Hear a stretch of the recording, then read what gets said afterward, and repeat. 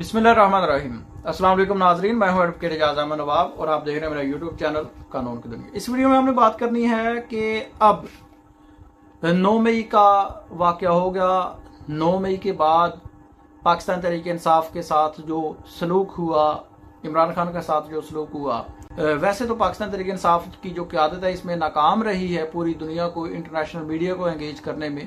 लेकिन अभी हम इस वीडियो में बात करते हैं कि अगला नंबर किसका है। तो अगला नंबर लग गया जी सहाफियों का। तीन सहाफी मैं आपको इस वीडियो में बताता हूं कि जो अब तक पिछले चंद दिनों में पकड़े जा चुके हैं, और अब सहाफियों में से अगला नंबर किसका लग सकता है।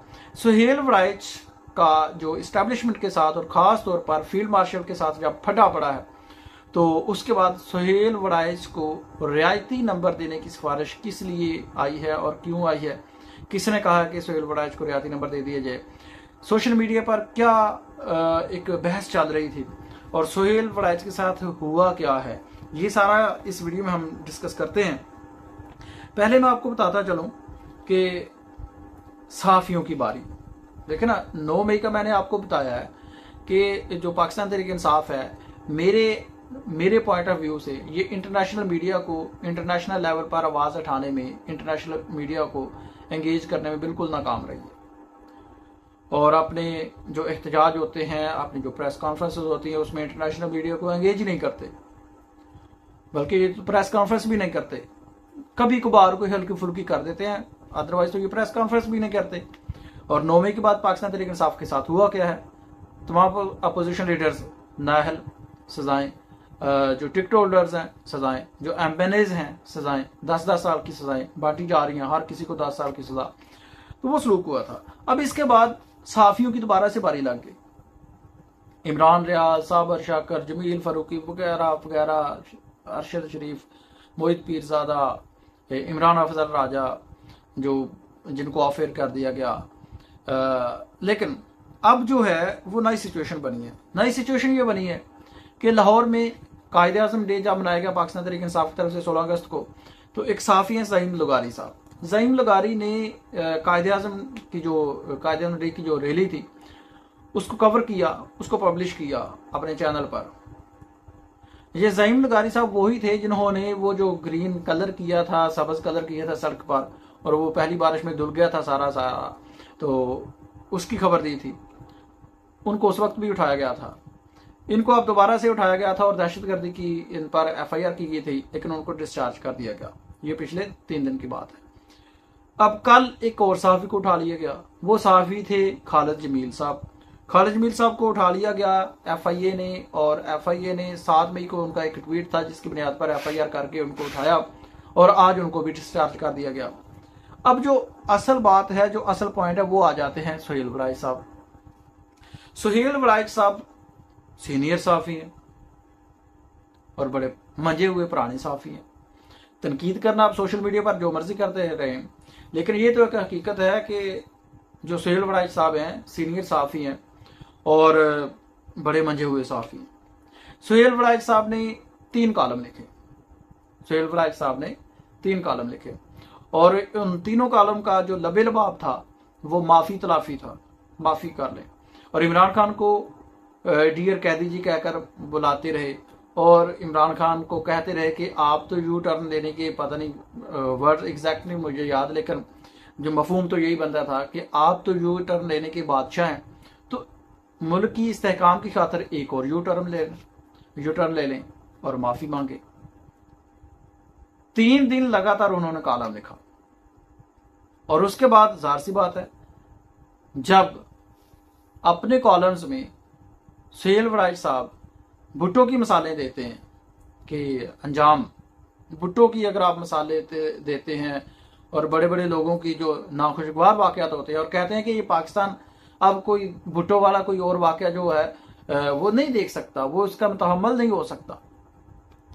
अब बात जब ये ऐसी बातें हुई, तो जाहिर सी बात है मीडिया ने, सोशल मीडिया का दौर है, डिजिटल दौर है, इंटरनेशनल लेवल पर 1 सेकंड में आपकी खबर पहुंच जाती है, तो मीडिया ने तो बात पकड़नी थी। जब बात दूर तक पहुंच गई, तो उसके बाद डीजीआई एसपीआर साहब की तरफ से इसकी एक तरदीद आ गई। तरदीद ही नहीं बल्कि सुहेल वड़ैच की ऐसी की तैसी फिर गई। सुहेल वड़ैच को कहा कि ये एक सीनियर सहाफ़ी हैं, लेकिन उन्होंने अपने ज़ाती फ़ायदे के लिए मनगढ़ंत कहानी गढ़ी है, और उन्होंने कहा कि इनके इदारे को भी जो खबर है उसको पब्लिश करने से पहले जिम्मेदारी का एहसास करना चाहिए था, जिम्मेदारी का सबूत देना चाहिए था, वगैरह वगैरह। उसके बाद सुहेल वड़ैच साहब बिल्कुल खामोश रहे। बात जब सोशल मीडिया के हवाले हुई तो सोशल मीडिया पर मुख्तलिफ किस्म के सर्वे हुए।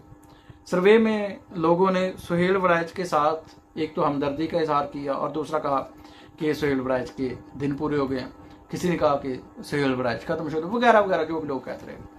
अब 2-3 दिनों की खामोशी के बाद आज सुहेल वड़ैच ने खामोशी तोड़ी और सुहेल वड़ैच ने कहा कि जी वो एक बार फिर से चढ़ दौड़े तहरीक इंसाफ पर। ओ भाई, खबर आपने दी किसी और की, तरदीद आपकी हुई DGI SPR की तरफ से, और आप जो कसूर है वो निकाल रहे हैं पाकिस्तान तहरीक इंसाफ का। और पाकिस्तान तहरीक इंसाफ का कसूर सिर्फ उन्होंने नहीं निकाला। यार वैसे एक बड़ी अजीब बात नहीं थी, कॉलम लिखा सुहेल वड़ैच ने, कॉलम लिखा सीनियर सहाफ़ी सुहेल वड़ैच साहब ने, उसकी तरदीद की DGI SPR साहब ने खुले अल्फाज में, बल्कि सख्त तरीन अल्फाज में, और जो कसूर निकाला जा रहा है वो यूट्यूबर्स व्लॉगर्स की तरफ से निकाला जा रहा है। आज राना सनाउल्लाह साहब भी कह रहे थे, राना सनाउल्लाह साहब कह रहे थे कि सुहेल वड़ैच ने जो कहा है वो दुरुस्त कहा है, वो ठीक है, वो सच बोल रहे हैं। लेकिन बात आगे तक बढ़ गई और व्लॉगर्स और यूट्यूबर्स के हाथ चढ़ गई और इसको ऐसा गिरफ्त किया गया कि DGI SPR साहब को आकर इसकी तरदीद करना पड़ी। ऐसे राना सनाउल्लाह साहब का भी आज बयान आया। बहरहाल इसके बाद कुछ हुआ यूं कि अवाम ने सोशल मीडिया पर एक अपना जो है ना एक रेड लाइन बना ली। अवाम ने सोशल मीडिया पर एक रेड लाइन बना ली, और रेड लाइन ये बनाई कि अगर तो सुहेल वड़ैच के खिलाफ पीका एक्ट की कार्रवाई होती है, क्योंकि उसने पाकिस्तान के नंबर 1 इदारे, सबसे बड़े इदारे, सबसे मोतबर इदारे के सबसे बड़े अफीसर को फील्ड मार्शल के बारे में गलत बयानी की। और ये मैं नहीं कह रहा, ये DGI SPR साहब कह रहे हैं कि जब उन्होंने गलत बयानी की है, कि उन्होंने गलत बयानी की है, मनगढ़ंत कहानी गढ़ी है अपने साथी फायदे के लिए, इसका मतलब गलत खबर दी है। तो अवाम ने एक मियार सेट किया कि अगर सुहेल वड़ैच साहब के खिलाफ पीका एक्ट की कार्रवाई होती है तो इसका मतलब है कि उन्होंने वाकई गलत बात की थी। और उसके बाद हमने देखा कि एक एप्लीकेशन आ जाती है, साइबर क्राइम एजेंसी को एप्लीकेशन दी जाती है कि सुहेल वड़ैच के खिलाफ कार्रवाई की। अब उस दरखास्त पर फिलहाल तक तो कोई कार्रवाई नहीं हुई, लेकिन मुफ्ती मुनीबुर रहमान की तरफ से एक आज सोशल मीडिया पर खुला खातम मिला, पैगाम मिला। और मुफ्ती मुनीबुर रहमान साहब पहले तो कहते हैं कि जनाब सुहेल वड़ैच साहब एक मुतदल मजाज शख्स हैं, ठहराव के साथ बात करते हैं, लिबरल और सोशल डेमोक्रेट हैं, तारीख आलम का अच्छा मतालिया है। और फिर एंड पर कहते हैं कि अलगर्ज मंजूरी के बगैर हवाला देना दुरुस्त नहीं था, लेकिन इन्हें रियायती नंबर देने चाहिए, हम सब ने मिलकर आगे चलना है। पहली बात तो ये कि मुफ्ती मुनीबुर रहमान तो हैं मुफ्ती, वो तो हैं आलमे दीन के आलम हैं, उनका सियासत के साथ तो कोई ताल्लुक ही नहीं होना चाहिए था। क्योंकि मुफ्ती मुनीबुर रहमान साहब किस चक्कर में सियासी बयान और सियासत पर आकर बात कर रहे हैं और सहाफ़ी सुहेल वड़ैच साहब को रियायती नंबर दिलवाने की कोशिश कर रहे हैं, सिफारिश कर रहे हैं। किस बात के रियायती नंबर आप दिलवा रहे हैं? आप क्या कह रहे हैं कि सुहेल वड़ैच साहब ने गलत कहा है क्योंकि उनको आप रियायती नंबर दे रहे हैं? जो मेरा अंदाजा है, जो मेरा एक्सपीरियंस है, रियायती नंबर आप किसको देते हैं? कसूरवार को।